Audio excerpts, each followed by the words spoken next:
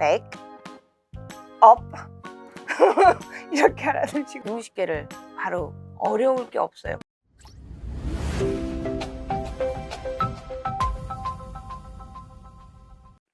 홍공 후짜.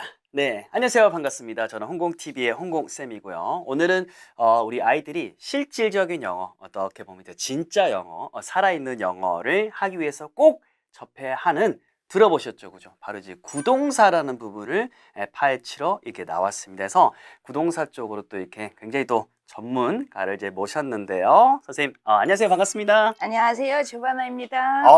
그 이름이 방금 지오바나라고 하셨는데, 네. 약간 풀네임이 있는 건가요? 지오바나가 풀네임이고요. 네. 지오바나 스테이플튼까지 하면 성까지 들어가는 거죠.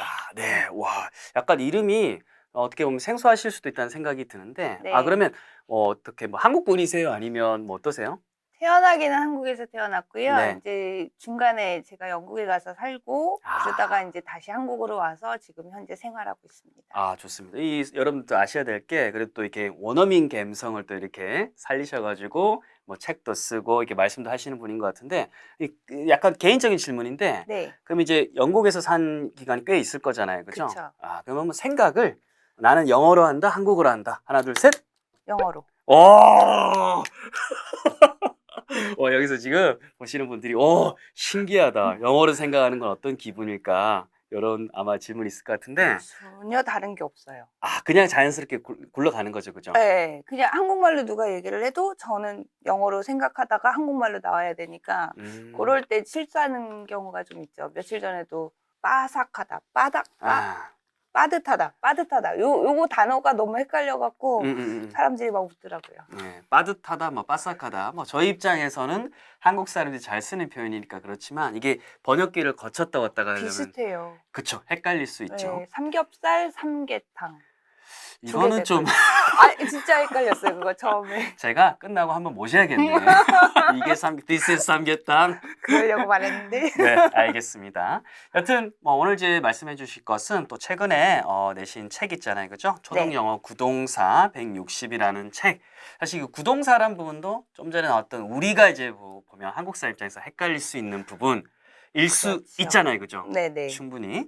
그리고 저는 사실 좀 신기했어요. 왜요? 초등적으로 구동사 교재나 이런 것들을 한국 맥락에서는 사실은 저는 없다고 생각하거든요. 그쵸. 아직까지는. 와, 그럼 어떻게 보면 도전이기도 하고 모험이기도 할 텐데, 네. 그만큼 구동사에 거는 기대가 한국인 관점도 있겠지만 원어민 관점으로 봤을 때 네. 이거 필요하다.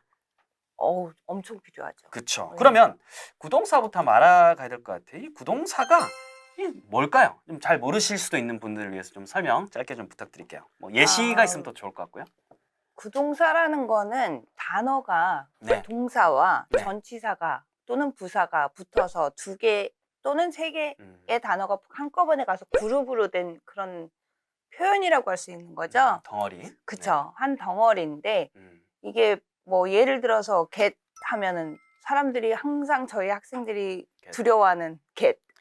너무 많아 뒤에 뭐, 그죠? 너무 많아요. 진짜 뜻이 하루 종일 제가 그 설명해도 끝이 없을 정도로 get은 뜻이 많은데 네. 거기에다가 up을 갖다 붙이면은 뭐가 되나요? 이거죠, 아침에. 일어나야죠. 그렇죠. 그렇죠. 이런 식으로 그 단어가 하나가 붙고 또 하나가 붙다 보니까 뜻이 이제 조금 달라지는 그런 표현인 거죠. 예, 그게 구동사인데 문제는 구동사가 다 나와요. 파닉스 책에도 나오고 다 나오는데 사람들이 개념을 구동사는 어렵다. 이렇게 생각을 하시잖아요. 근데 구동사가 어려운 건 아니거든요. 그래요? 아니죠. 저는 학창 시절에 약간 그 수거라고 해가지고 그쵸. 그 못 외우면 혼나던 생각이 자꾸 났는데, 아마 사람들 그래서 좀 어렵다. 이게 한국식으로 외우려고 하다 보면 아무래도 어려울 수밖에 없죠. 그러면 우리 선생님께서는 이걸 좀 덜 외우는 방식으로도 충분히 방법이 있다라는 걸, 얼마든지요. 이거는 약간 인터뷰 후반에 네. 후반에 좀 풀면 될 것 같고, 그러면 좀 전에 말씀하신 것처럼 get에다가 뭐 up을 붙인다든지, 네. 뭐 어떤 게 아니면 down을 붙이면 get get down. 많이 그쵸? 만들 수 있네요, 그죠? 그렇죠. 얼마든지요. 오, 이런 식의 어떤 덩어리 표현을 구동사라고 하고 네. 실제 원어민들이 많이 쓴다. 네. 오케이. 거의 한 80% 이상이 부동사가 아닐까 싶어요. 와, 그쵸? 80%. 네. 통계까지. 음. 80%면 상당히 뭐 거의 3분의 2 이상 왔다 갔다 한다는 거니까 그쵸. 알아야겠네요, 그죠? 반드시요. 오케이. 네. 자, 그러면 일단 구동사가 이제 뭔지 알았고 이제 많이 쓴다 정도까지는 우리가 좀 알 것 같은데 네. 그래도 구동사 없이 외길 살아왔다. 왜 구동사가 진짜 필요합니까? 라고 왜라는 질문을 던질 때 네. 그분들 좀 설득하실 수 있겠습니까? 어린아이들 같은 경우에 포닉스 책을 보잖아요. 네. 거기에도 구동사가 나와요. 음, 저희 신문에도 나오고 영화에도 나오고 일상생활에서 구동사가 없으면 네. 영어를 할 수가 없는 게 구동사입니다. 음. 그러다 보니 구동사는 반드시 배워야 되는데 어렵다는 선입견 때문에 중학교 가서 배워야지 너무 늦어요. 아, 중학교 때 가면 이미 우리 입시 공부 다 하고 있잖아요. 그쵸. 네. 그쵸. 근데 그때쯤 가면은 파닉스부터 나오는 건데 그때 가서 하면은 벌써 6년, 7년 되잖아요. 아, 그쵸. 그러다 보니 처음부터 이제 아이들을 갖다가 좀 친근하게 접근을 하고 싶어서 저희가 요번에 음, 이 구동사를 갖다 책을 내게 된 거죠. 그러니까 좀 이게 아무래도 원어민들 세계에서는 부동사라는 게 네. 시작하면 그냥 자연스럽게 나오는 거니까 한국 입장에서도 그걸 그냥? 자연스럽게 좀 일찍 하는 게 낫다. 그냥 단어예요. 네. 구동사라는 거 자체가 저 영어에서는 차이가 없어요. 단어처럼 그냥 쓰는 표현인 거죠. 그래서 뭐 get이라는 단어가 그렇게 많이 쓰인다고 한다면 네. 마찬가지로 구동사도 똑같거든요. 그만큼 많이 쓰이는 거니까 저희가 배울 수밖에 없는 거죠. 그럼 사실은 단어다, 뭐 그냥 단어다 아니면 구동사다 이걸 뭐 특별하게 분리해가지고 구동사를 없어요, 뭐 그런 특별히 게. 할 건 없는 거네요. 네. 제가 제일 힘들어했던 게 그 학생들을 가리킬 때 목적격 뭐 이러는데 영어에는 그런 게 사실은 없거든요. 저희가 쓸 때는. 그러다 보니 구동사도 마찬가지예요. 저희가 구분을 하는 게 아니고 그냥 말을 할 때 아니면 쓸 때 저희가 쓰는 게 구동사입니다. 하긴 우리가 문법을 배우는 게 이제 잘 표현하기 위한 건데 네. 표현할 때 방금 말씀하신 것처럼 소유격이야, 목적격이야라고 이제 뭐 걸러서 가기보다는 그냥 자연스럽게 가려고 하는 그렇죠. 거니까 네네. 부동사도 같다 이렇게 돼 있는 것 같아요. 네. 자, 그리고 뭐 교육과정하고도 또 연결지어서 이렇게 또 한번 말씀을 네. 또 주세요 한번. 저희가 2022년도에 개정 교육과정에서도 보시면은 네, 이해 영역이 있고 표현 영역이 있다고 두 가지로 나눠서 한다고 하시는데 네, 그게 이제 접근 방법이 실생활하고 연관이 돼서 그렇게 가는 걸로 제가 이해를 하고 있어요. 맞나요? 네 맞습니다. 실생활적인 네. 거. 그런데 구동사도 마찬가지예요. 저희가 쉽게 아까 질문도 하셨지만 쉽게 배우려고 하면은 저희 실생활하고 접목을 시켜야 되는 거죠. 그래서 예를 들어서 뭐 겟업이다 뭐 이런 거를 갖다 다 그 구동사를 외우려고 하는 것보다는 아침에 일어나서 나 지금 뭐 하고 있지? 이런 식으로 생각을 하면은 겟업 바로 나올 수 있잖아요. 근데 그게 그날 단어를 배웠다. 단어가 아니고 표현이라고 해야 되나요? 네. 그거를 이제 배웠다. 그러면 그 실생활에 접목을 시켜서 계속 사용을 하는 거죠. 그냥 쓰고 외우고 스펠링하고 이런 거보다는 그냥 매일매일 같이 하루에 하나, 두 개 정도의 표현을 갖다가 계속 배우다 보면은 그게 축적이 되는 거예요. 그래서 쉽게 저희가 접근을 할 수가 있는 거죠. 결국은 이제 우리가 생각할 때는 구동사 약간 좀 더 어려워. 이게 덩어리가 있으니까 어려워. 더 쓰고 더 외워야 돼라고 생각하면 할수록 어떻게 네, 보면 더 멀어지는 거네요. 맞아요. 아하. 네, 맞아요. 저희 책 읽을 때도 그렇고 또 얼마 전에 저희 조카가 제일 좋아했던 게 프로즌 그 영화 그 애니메이션 있잖아요. 겨울왕국. 겨울왕국. 죄송해요. 겨울왕국. 아유, 뭐 같은 거죠, 뭐. 같은 거죠. 네. 네, 겨울왕국에 보면 그 노래에도 보니까는 굉장히 구동사가 많이 나와 있더라고요. 예를 들어서 뭐 어떤 게 나왔었어요?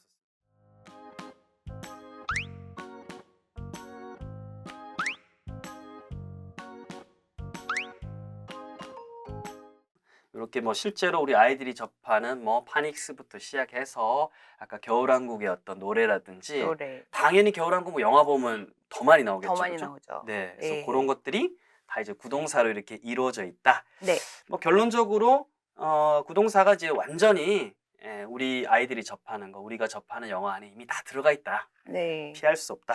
한 번은 어떤 분이 미국을 가셨는데 네. 거기에서 백업 뒤로 좀 가라 이렇게 얘기를 했나 봐요. 아, 근데 그거를 잘못 알아듣고 가방 백 업 이렇게 알아듣시고 가방을 이렇게 들었다는 얘기를 들었는데 아우 덥다. 좀 이게 덥네요. 내가 아닌 건데도 대입을 해보니까 좀 덥네요.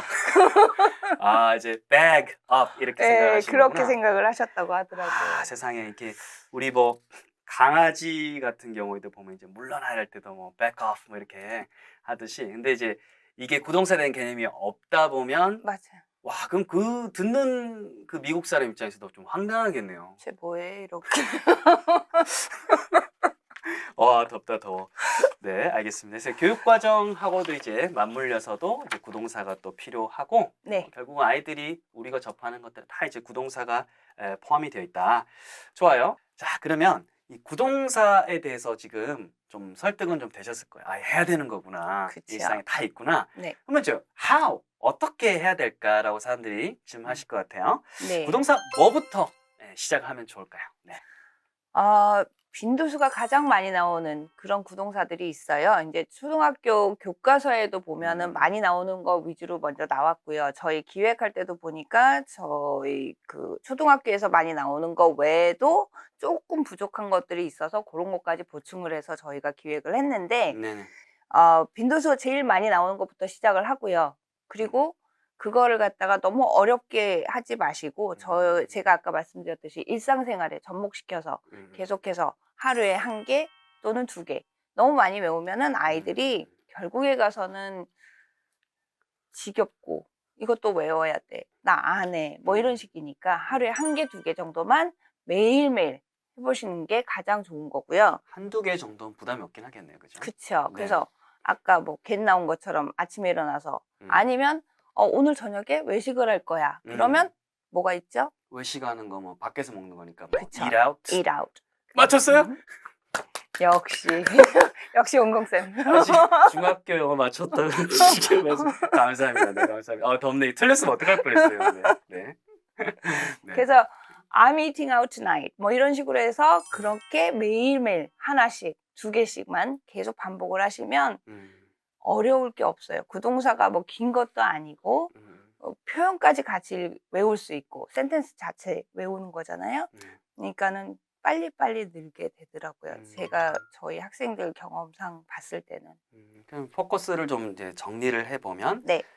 단어하고 구동사, 뭐 너무 구동사를 특별한 거로 생각을 하지 마라. 그쵸. 네, 그리고 두 번째는 이제 뭐 일상생활에서 하루에 한두 개 정도 이제 한번 적용해보되, 문장 단위 안에서 이렇게 구동사를 같이 덩어리져서 네. 공부를 하면 뭐 좋을 것 같다라고 이렇게 했고요. 네. 네, 뭐 또 더 이어서 해주세요. 그 다음에 이제 네. 당연히 저희가 요번에 기획했던 저희 책이 있어요. 네.